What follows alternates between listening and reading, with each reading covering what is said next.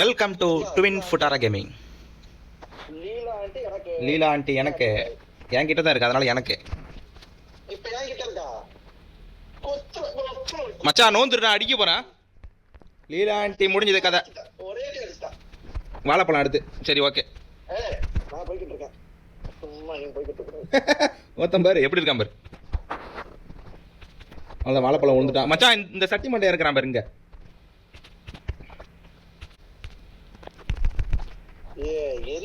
சட்டி மண்டையா சோசோன் இருந்தானே போன மேட்சுக்கு முந்தின மேட்ச் அவனை அடிச்சிட்டேன் முடிஞ்சோ. அவ்வளோதான் நம்ம 2 பேர். ஒருத்தன் பைத்தியக்காரன். நீ வேணா